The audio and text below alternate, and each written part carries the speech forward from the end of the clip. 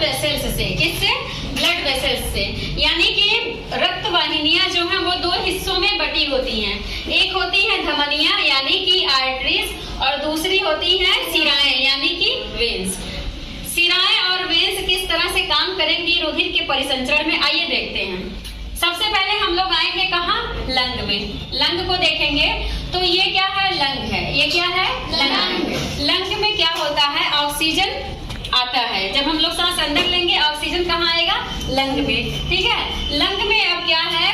आपका ब्लड का शुद्धिकरण हो गया है। शुद्ध रुधिर जो है वो ऑक्सीजन युक्त होगा, और वो ऑक्सीजन युक्त शुद्ध रुधिर किसके द्वारा? पल्मोनरी वेन के द्वारा। किसके द्वारा? पल्मोनरी वेन के द्वारा। हमारे हृदय के लेफ्ट आरिकल में, ये लेफ्ट चैम्बर है, लेफ्ट चैम्बर का ऊपरी चैम्बर जो होता है उसे आरिकल बोलते हैं। तो ये क्या हो गया? लेफ्ट आरिकल में आएगा। लेफ्ट आरिकल क्या होगा? रुधिर से पूरी तरह से भर जाएगा। जब ये भर जाएगा तो आप लोग देख रहे होंगे लेफ्ट आरिकल और लेफ्ट वेंट्रिकल के बीच में क्या पाई जा रही है? वॉल्व। क्या पाई जा रही है? वॉल्व। और ये वॉल्व कैसी है? बाइकस्पिड या डाइकस्पिड वॉल्व है, यानी द्विवल्नी कपाट हैं। इन पर दबाव पड़ेगा और जैसे ही इन पर दबाव पड़ेगा ये ऐसे बंद रहती है, तुरंत क्या होंगी? खुल जाएंगी। और खुलेंगी तो रुधिर को क्या करेंगी? रास्ता देंगी। अब रुधिर लेफ्ट आरिकल से कहाँ आ गया? लेफ्ट वेंट्रिकल में। कहाँ आ गया? लेफ्ट वेंट्रिकल में। और जैसे यहाँ से यहाँ आएगा फिर ये अपने पूर्व अवस्था में जाती हैं, बंद हो जाती हैं। आई बात समझ में? अब लेफ्ट वेंट्रिकल जो है वो क्या करेगा? आर्टरीज की वॉल पर दबाव डालेगा और यहाँ से ब्लड कहाँ आ जाएगा? आर्टरीज में। कहाँ आ जाएगा? आर्टरीज। अब आर्टरी के द्वारा क्या होता है? आर्टरियों में आप लोग जानते हैं कैसा रुधिर बहता है? शुद्ध रुधिर। अब ये शुद्ध रुधिर आर्टरी के द्वारा शरीर के विभिन्न हिस्सों में भेज दिया जाएगा।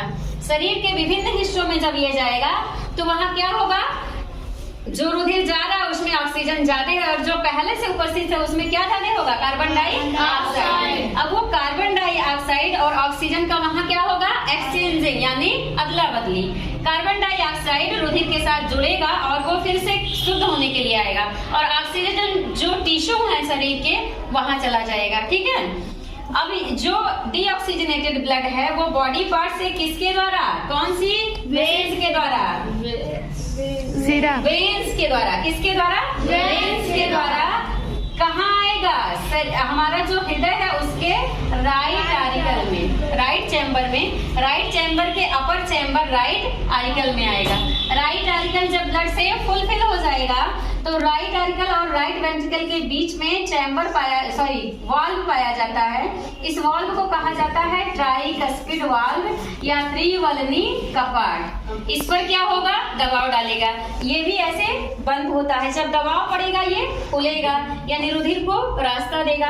अब रुधिर राइट आरिकल से कहाँ आ जाएगा? राइट वेंट्रिकल में। और ये राइट वेंट्रिकल में जब आ रहा है तो कैसा रुधिर है? इम्प्योर यानी डीऑक्सीजनेटेड, यानी इसमें कार्बन डाइऑक्साइड की मात्रा ज्यादा है। अब ये राइट वेंट्रिकल से शुद्ध होने के लिए पल्मोनरी आर्टरी यानी फुफ्फुस शिरा की सहायता से हमारे लंग में वापस जाएगा। कहाँ जाएगा? लंग में वापस जाएगा। और लंग में अगेन क्या होगा? प्यूरिफिकेशन की प्रोसेस होगी। तो इस तरह से हमारा जो ब्लड वेस्कुलर सिस्टम है यानी सर्कुलेटरी सिस्टम जो हमारे में है, ह्यूमन बीइंग में है, वो क्या है? क्लोज टाइप का। क्योंकि आप देख रहे हैं जो भी ब्लड एक अंग से दूसरे अंग में, चाहे वो शुद्ध होने के लिए जा रहा है या अशुद्ध रुधिर फेफड़ों तक लाया जा रहा है, किसमें जा रहा है? ट्यूब में। और ट्यूब कैसी है? क्लोज टाइप की संरचनाएं है ना। इसीलिए मनुष्य का सर्कुलेटरी सिस्टम कैसा सर्कुलेटरी सिस्टम है? क्लोज टाइप का सर्कुलेटरी सिस्टम है।